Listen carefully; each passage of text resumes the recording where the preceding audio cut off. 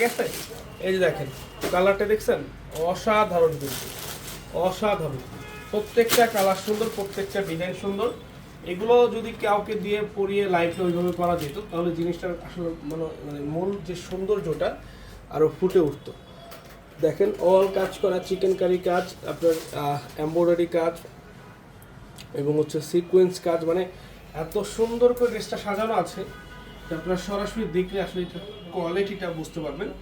প্রত্যেকটা ড্রেস আমাদের কাছে অ্যাভেলেবল। এটা তোমার অন্যরকম না নাকি সঙ্গে অন্যরকম আছে।